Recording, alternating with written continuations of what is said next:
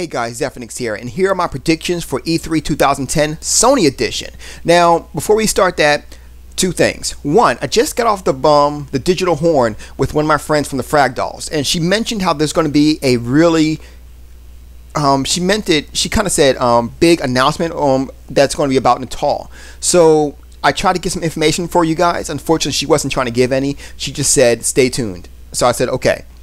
She mentioned Circus de Milo or something like that too. So, fine. That's all I got to say about it. I told her I would tell you guys, and that's pretty much it.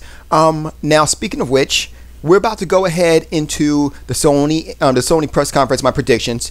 And you guys know I'm reading my notes as well as I'm thinking off the top of my head. So with that being said, let's get it started by saying okay,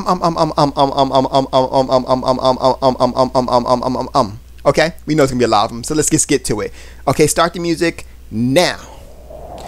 Okay, so first and foremost, let's start off with the PlayStation Portable. Now, that's the easiest one. Do I expect to see a PlayStation Portable 2? Yes, I do expect to see a PSP 2 at Sony's press conference. I am also thinking there might be a PSP Go revisited, possibly. Now, in terms of the PSP 2, I think it's going to be better hardware, more features, but I think the one key thing it's going to have that's going to make everything worthwhile is I think that it's going to have a camera and whatnot.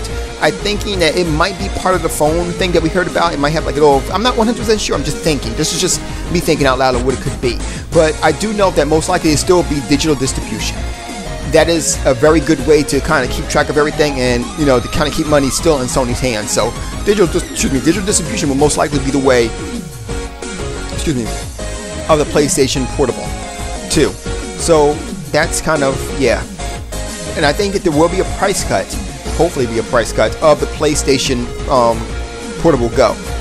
Now, with that being said, let's go ahead. First of all, in terms of games, we got Gran Turismo 5, of course. We got Last Guardian, of course. We have Little Big Planet 2, Killzone 3, SOCOM 4, what else? Infamous 2, and that's kind of the problem I have with this particular one, is that we've already seen what they're going to put, so I don't really expect to see any big surprises on there. Now, Sony has been known to say, hey, guess what? Bang, you know, surprise, but I sincerely doubt it. I really do. But nonetheless, it's going to be a good one. Why? Because we got a couple of things that we haven't seen. We haven't seen a real gameplay of Resistance 3. I'm thinking maybe there might be a Siphon Filter out there too. You know, I have heard of an ICO Collections Edition out as well. So these are a couple of things that we can look forward to. Now the ICO Collection will be the ICO game, and then it will be I'm sorry, I cannot remember that last game. You guys know, PlayStation 3 fans, put at the bottom in the comments that game that, never mind, I got it, Shadows of Colossus, that's what it was. So I expect to see those two games in one thing, like they kind of did with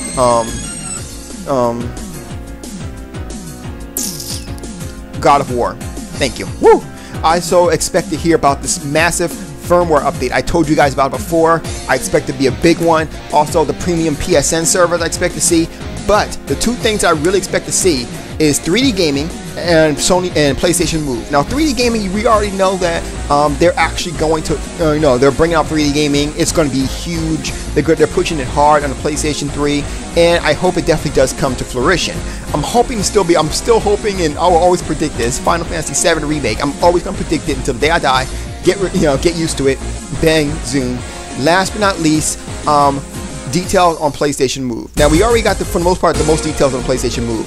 Now, however, sadly, I'm going to say this out loud, and I'm going to go ahead and predict that PlayStation Move will indeed fail. Now, hold on. Calm down, fanboys. Let me tell you why. I'm going to tell you why I believe that PlayStation Move will indeed fail. Because the only one who's really going to utilize the hardware as much as it can be used will indeed be Sony and their first-party developers. How do I know this? Look at the facts. Look at the facts. Now let's look at PlayStation 3. Look at the games that are created by first-party developers and/or second-party developers, mostly first-party developers, compared to multiplats.